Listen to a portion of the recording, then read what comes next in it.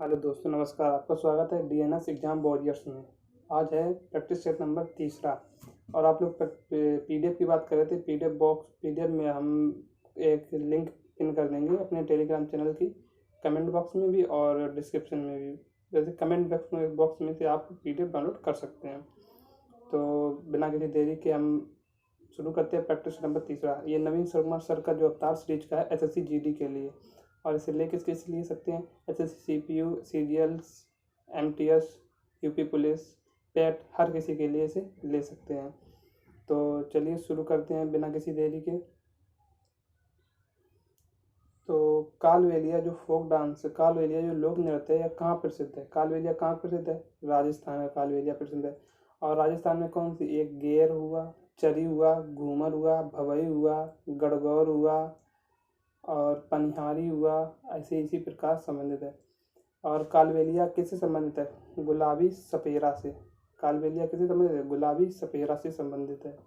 और चलते हैं बिहार। बिहार में कौन सा? छोबिया और जिजीबिया। बिहार में कौन सा? छोबिया और जिजीबिया। इसी प्रकार उड़ीसा में ठप और गोरीपुआ। बंगाल, वेस्ट बंगाल, पश्चिम बंगाल में गंभीर और लाठी काठी। आगे देखते हैं दूसरा क्वेश्चन क्या कहता है। गुरु पंकज चरण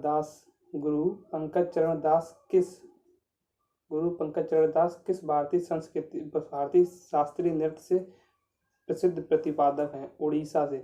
उड़ीसी से। मतलब गुरु पंकज चरण दास किससे संबंधित? उड़ीसी से। इसी प्रकार जो चरण वाले किसे? जितने भी चरण वाले महापात्रा हैं वे किससे संबंधित है? उड़ीसा। जैसे दुर्गा चरण हुआ, काली चरण हुआ, अभी महापात्रा वाले सुजाता महापात्रा हुआ, केलू चरण महापात्रा हुआ, हरे कृष्ण बघेरा हुआ। अब मोहिनीअट्टम से संबंधित हैं भारतीय शिवाजी, और मणिपुरी से निर्मल मेहता, कत्थक बिरजू महाराज, लच्छू महाराज, इन्हें नहीं भूलना। ये कत्थक के बहुत प्रसिद्ध प्रतिपादक हैं। कौन? बिरजू महाराज और लच्छू महाराज। आगे देखते हैं जनगणना 2011 के अनुसार किस भारतीय राज्य की साक्षरता दर सबसे कम है? किस भारतीय राज्य की साक्षरता दर सबसे कम है? तो अरुणाचल प्रदेश की सबसे कम। मतलब सबसे कम तो का यूज करें, बिहार की है। इसने पूछा दूसरी सबसे कम किसकी है? अरुणाचल प्रदेश की। और सबसे कम किसकी है? बिहार की 61%, और राजस्थान की 66%, अरुणाचल प्रदेश की 65%। और सबसे ज़्यादा अगर साक्षरता देखी जाए तो केरल की 94%, मिजोरम 91.3% और गोवा की 88.7%।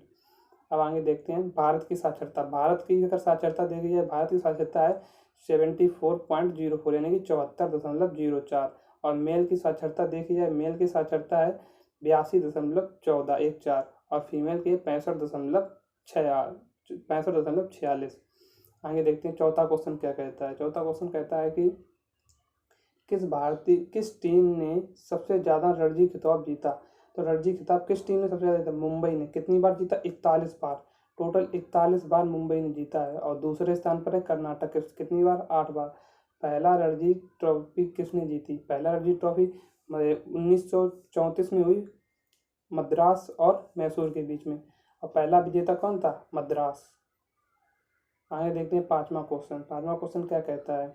वॉलीबॉल की पुरुष टीम के लिए भूतल नेट की मानक ऊंचाई, भूतल से यानी जमीन से ऊपर, कितनी ऊपर नेट बांधा जाता है? तो मेल के लिए 2.43 मीटर और फीमेल के लिए 2.24 मीटर। वॉलीबॉल कोर्ट की लंबाई, अगर लंबाई देखी जाए, वॉलीबॉल कोर्ट की लंबाई कितनी होती है? 18 मीटर। और चौड़ाई कितनी होती है? 9 मीटर। और अगर वॉलीबॉल का एवरेज वजन देखा जाए तो 260 ग्राम से 280 ग्राम के बीच होता है। अब वॉलीबॉल के में कितने प्लेयर खेलते हैं? वॉलीबॉल में 6 प्लेयर खेलते हैं। कितने प्लेयर खेलते हैं?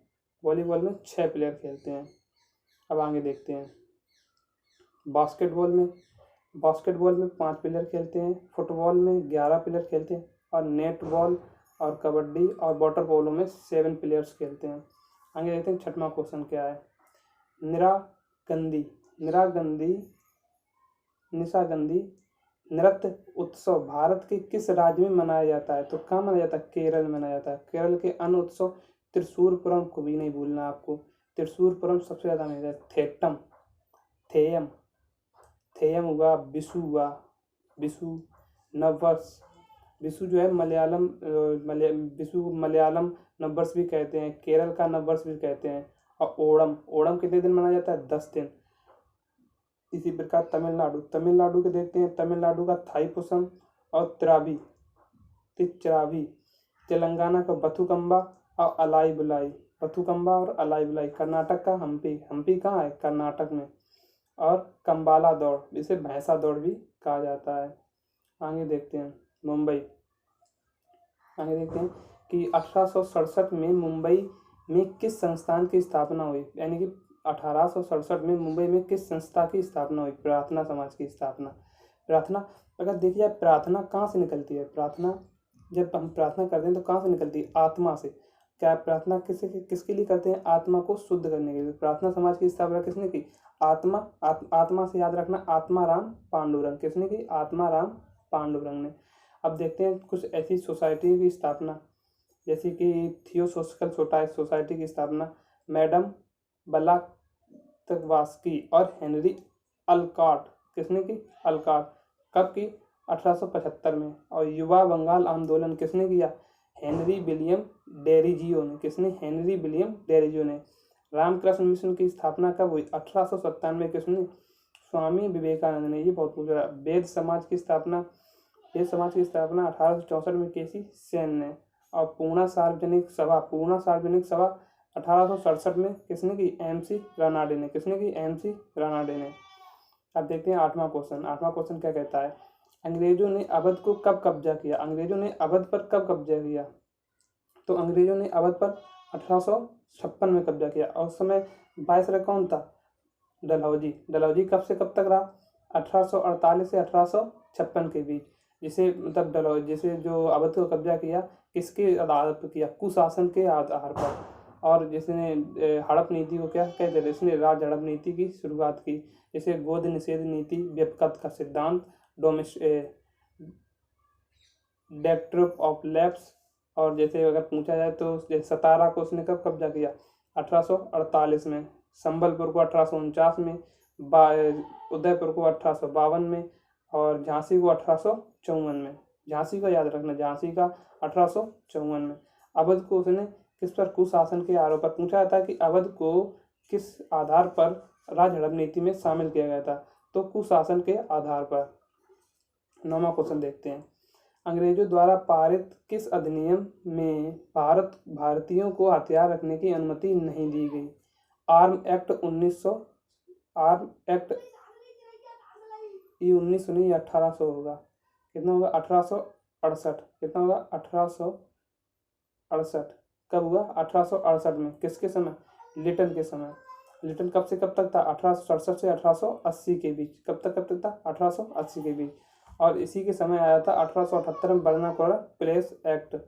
और अगर देखा जाए तो ये सभी एक्टों को किसने हटाया? 1868 की एक्ट को 1882 में किसने हटाया? रिपन ने खत्म कर दिया। किसने खत्म कर दिया? रिपन ने। रिपन का कार्यकाल कितना था? 1880 से 1884। आगे देखते हैं 10वां क्वेश्चन। संविधान किस अनुच्छेद के अंतर्गत संसद नए राज्यों का निर्माण संविधान किस अनुच्छेद के अंतर्गत संसद नए राज्यों का निर्माण, नाम में परिवर्तन और सीमा में परिवर्तन कर सकती है? तो किससे कर सकती है? अनुच्छेद 3 से। और अनुच्छेद 2 से क्या? जो भारत के बाहर राज्य हैं उनका प्रवेश। यानी कि अनुच्छेद 2 में है बाहर से राज्यों का प्रवेश। जैसे बाहर से राज्यों का प्रवेश किया था सिक्किम का 35वां संविधान संशोधन करके 1975 में सहराज्य के रूप में शामिल किया।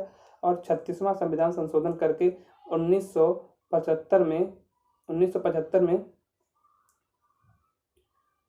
22वां पूर्ण राज्य के रूप में शामिल किया गया। और उस समय जब शामिल किया गया था तब उसके शासन कौन कर रहा था? नामग्याल वंश का शासन चल रहा था। और नामग्याल वंश का शासक का नाम क्या था? चोगयाल। क्या नाम था? चोगयाल।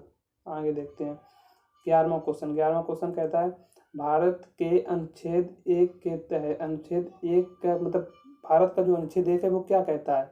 तो अनुच्छेद 1 कहता है कि भारत राज्यों का एक संघ या यूनियन होगा। अब देखते हैं 12वां क्वेश्चन, सौर मंडल में बाह्य ग्रह, यानी कि जो बाहर ग्रह बाह्य ग्रह हैं, तो सौर मंडल के ग्रह 8 ग्रह टोटल, उन्हें दो भागों में, बाह्य ग्रह और आंतरिक ग्रह। तो जो बाहर की जो सबसे दूरी पर स्थित 4 ग्रह उन्हें बाह्य ग्रह, और जो अंदर की ओर स्थित है उन्हें आंतरिक ग्रह। तो बाह्य ग्रह बृहस्पति हुआ, शनि हुआ, वरुण हुआ, अरुण वरुण हुआ, और इन्हें ठोस ग्रह या आंतरिक ग्रह बुध, शुक्र, पृथ्वी, मंगल। अब आगे देखते हैं 13वां क्वेश्चन क्या कहता है। हरित क्रांति की शुरुआत हुई कहाँ हुई? मैक्सिको में। इसका जनक किसे? नॉर्मन बोरलॉग को कहा जाता है। पहली बार स्टार्ट हुआ था 1966 से 1967 के बीच, और दूसरी बार स्टार्ट हुआ 1983 से 1984 के बीच। हरित क्रांति शब्द किसने दिया? विलियम गॉड ने। और विलियम गॉड कहाँ के थे? यूएसए के। कहाँ के थे? यूएसए के। और भारत में हरित क्रांति के जनक किन्हें माना जाता है? एम एस स्वामीनाथन का, जिनका अभी हाल ही में निधन हो गया है। अब आगे देखते हैं 14वां क्वेश्चन, महात्मा गांधी राष्ट्रीय ग्रामीण रोजगार गारंटी अधिनियम किस वर्ष पारित किया है? महात्मा गांधी राष्ट्रीय ग्रामीण रोजगार गारंटी अधिनियम किस वर्ष पारित किया? अधिनियम से बहुत क्वेश्चन पूछते हैं। तो 2005 में। इनमें 100, जिसे नरेगा कहते हैं, जिसमें 100 डे के अंदर 100 दिन का रोजगार की गारंटी। नरेगा पहले एक्ट आया था 2005 में, और नरेगा जो लागू हो गया था एक्ट, ये 2 फरवरी 2006 में। और मनरेगा कब बना? 2 अक्टूबर 2009 में। ये क्या बना? मनरेगा। मजदूरी किस अधिनियम है? मजदूरी किस अधिनियम के अंतर्गत आती है? न्यूनतम मजदूरी अधिनियम कब आया? मजदूरी अधिनियम कब आया? तो न्यूनतम मजदूरी अधिनियम 1948 में आया। कब आया? 1948 में। अब देखते हैं भारत में राष्ट्रीय विकास परिषद यानी कि एनडीसी की स्थापना कब की गई? तो भारत में राष्ट्रीय विकास परिषद की स्थापना 1952 में की गई, 6 अगस्त 1992। इसे कब की गई? पहली पंचवर्षीय योजना के दौरान। पहली पंचवर्षीय योजना कब से कब तक चली? 1951 से 56 तक। कब से कब तक चली? 1951 से 56 तक। कौन सा मॉडल था? Harrod Domar model. अब आगे देखते हैं 16वां क्वेश्चन।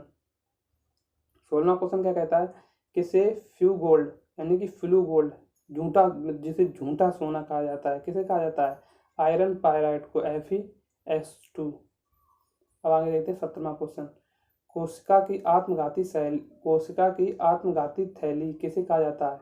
तो कोशिका की आत्मघाती शैली किसे कहा जाता है? लाइसोसोम को।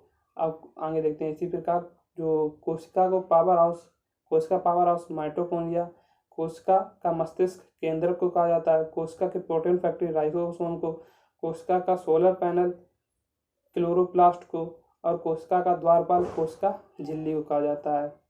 अभी 3 क्वेश्चन करंट अफेयर्स के हैं।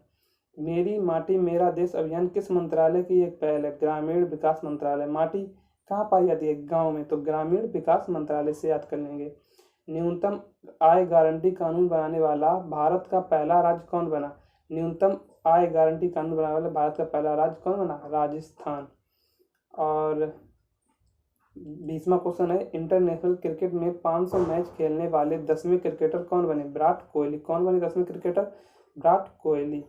तो आज की क्लास यहीं पर आज का रिवीजन यहीं पर समाप्त होता हुआ, और इसी प्रकार रिवीजन को पूरा रिवीजन देखें तो लाइक सब्सक्राइब करें अगर वीडियो अच्छा लगा हो।